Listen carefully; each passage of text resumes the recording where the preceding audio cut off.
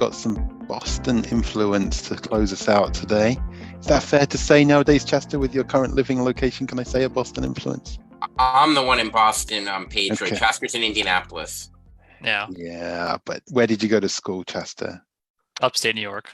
Okay, no, it doesn't count at all. No. Okay, cool. So bring us home then. Bring us home. I'm being awful with the time management today, but you get your full 10 minutes, don't you worry. Thank you. My name is Chaster Johnson. I'm the co-founder of the Stock Boss Up app. It is a social media platform dedicated to transforming the way we do financial media. So I'm going to walk through the just a small portion of the app. It is a app that you can download right now. Just look up Stock Boss Up on either Apple or Google, or just go to stockbossup.com and you can walk along with me and see the other features that I'm not going to be talking about today. But for the normal user, our goal is to really change the way people think about wealth and really push to create wealth at scale. And we believe that the sole problem is basically knowledge at this point. The opportunities to invest in the open global stock markets is absolutely simple for many countries now. And what people are missing, though, is in media. And when they research, they don't really get the good ideas. They're getting what people want them to see, but not what they actually need. So we're changing the way that financial media is being done by really, when someone makes a suggestion about a stock and they do analysis of it, we take what they say very seriously.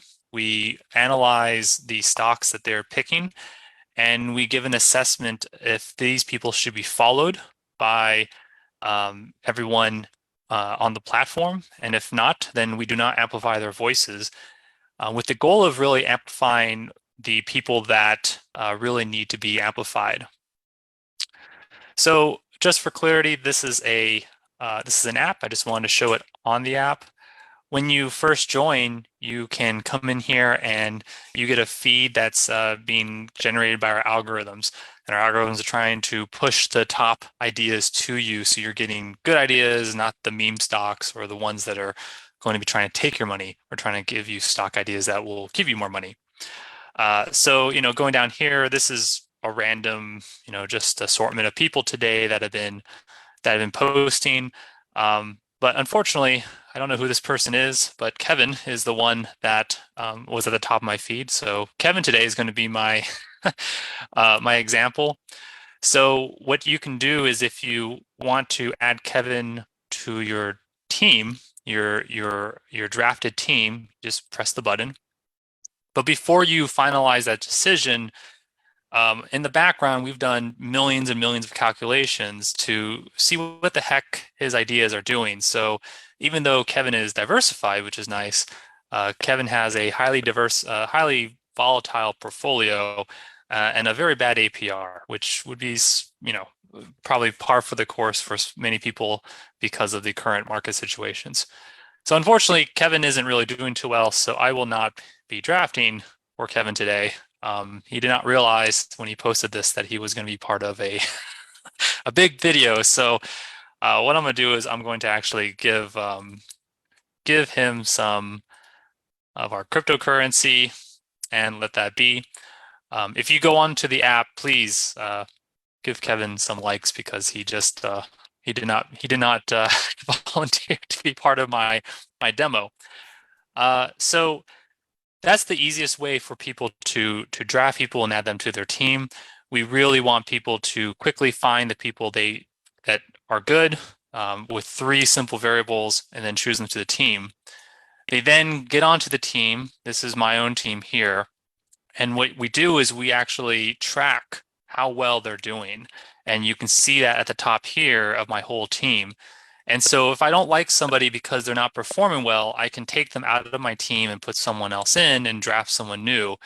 And it's simply like a Twitter follow or a follow on other platforms, with the caveat that it means more. We're actually going to put data behind it, and you're actually amplifying these ideas to others. Now, the way Four that and we're a half doing our minutes, Chaster. 4.5 minutes. Yeah. So the way we're doing this business is we are really focused now on pushing these ideas not only to our users, but also through search engines and other platforms. But because of the way that we're doing this, we can actually push it out and actually get performance out to search engines as well. We're looking for investors to work with us in Q1. And if you're interested, please let me know. Thank you. No more questions. Nice. If I can ask you to stop sharing, I think we better get the accountants on board for the first question. Rachel, what do you think of this one? That does look very interesting, but so what's the business model? Is it a subscription model, or is it underlying advertising or something like that? We have two businesses. One is just advertising.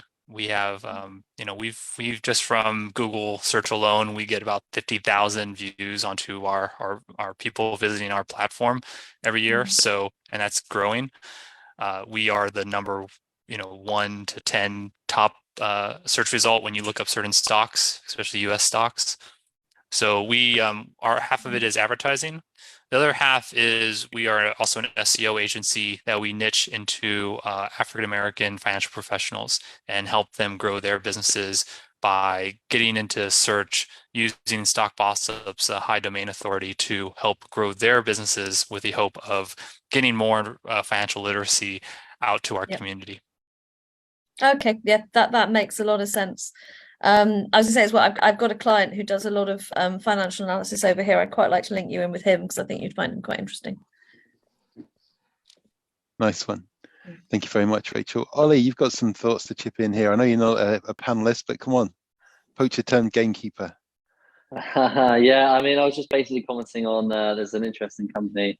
They're Bristol based as well, or maybe they're London. I was just chatting to their CMO who's Bristol based, but it's called Pink, PYNK, and they do a similar sort of thing, but it uses crowdsourced stock predictions. And then you mentioned you got cryptocurrency. That's how they incentivize their users. It's operating in a similar space. I know that they're actually facing some troubles with FCA authorization at the moment and getting regulated. So I'm not sure what it's like over there with the SEC, but I think it's a really cool proposition. It might be worth just having a look at those guys and seeing the space that they're in. They're Pink, PINK? PYNK. I've dropped it in the chat. Oh, okay. Sounds like you're literally living the competitor analysis thing here, Ollie. Yeah, exactly. But yeah, if you want an intro, I'm happy to make one, or if you want to see what their UX looks like and how they're evolving their product, chat to me. Yeah, we're very much the key thing, because I'm from the hedge fund world. I used to be an investment advisor. We're very keen to avoid any of those problems. We focus on long-term investing. We don't. We make sure that it's very clear that there's no promises, nothing. Our real competitors, in my mind, are companies like TipRanks and Seek and Alpha. We do very similar things, except that we are using algorithms to crawl this data and really figure out the best solutions for users in terms of not just return, but volatility and really getting stable growth of wealth. Yeah, that makes sense, definitely. Fantastic. Thank you. Pedro, what opinion do you have on this one? What feedback do you want to give them? Quite interesting. How do you deal with regulators, meaning and courts, meaning I make a bad this investment decision, and then I try to make you accountable for that because I have followed your I used your tool. So young and so skeptical, Pedro. Come on. Yeah. So here's the harsh reality is this is happening at an unprecedented scale. Facebook, Twitter, Instagram, they're all giving stock ideas right now. We're doing the extra work of making sure we have the notices and the disclosures in place and the documentation in place to make it clear that this is not investment advice. This is financial media. Now I'm very realistic about what we're doing here. We're really trying to give people good ideas, and instead of trending these ideas by engagement, which is what Facebook and all these others do, we're focused not only on engagement but also on healthy performance. So we get a little more boring. We get the dividend stocks, the more responsible choices. But I think that's how we protect ourselves from regulations. Thank you. Ed, what's your thoughts here? And then we'll close out with thoughts from Kerry. Yeah, really interesting. And I think it's very much of the moment. And yeah, I can see a lot of sort of growth potential. My concern would be how you police it in terms of the users not trying to.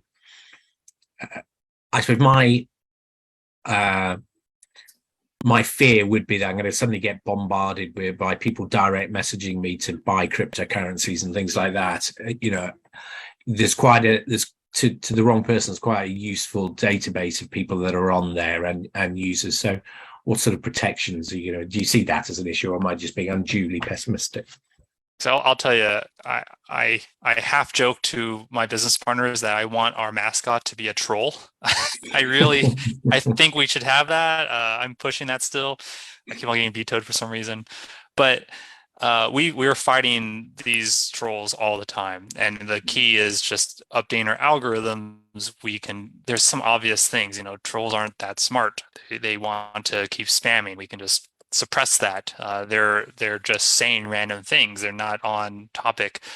We don't have direct messaging intentionally right now because we don't want people to be pushing stuff like this. We want to regulate that and put that in when we find it's appropriately being regulated. Our pictures are set up so that they're algorithmically being checked by Google algorithms to make sure there's nothing irresponsible in those pictures. There's just a lot of our CTO doesn't want anything to go wrong in terms of what people see. He's very much on top of that. So we've done a lot of work behind the scenes. That why I can feel confident enough that I can just randomly show you my feed. And there was nothing, bad. So that's what we're doing. A lot of technology behind the scenes. Yeah, great. Thank you, Ed. Kerry, what's your bit of feedback or question for these guys? And let's close everything out. I'm just keen to know kind of who's in your team and a little bit more about you guys, basically. Yeah, so Seth Tenenbaum is on the call right now. He's my chief sales officer. He's built our partnerships. That's why we are partnered with a company called Wrap Snacks. They're the largest African-American owned snack company in the US. They're highly promoting Stock Boss Up in the African-American community because we really they're our audience. We're really interested in underserved communities and getting them in mass into investing. Our chief technology officer, he has like 25 plus years of our senior architect experience. So he built all of this up.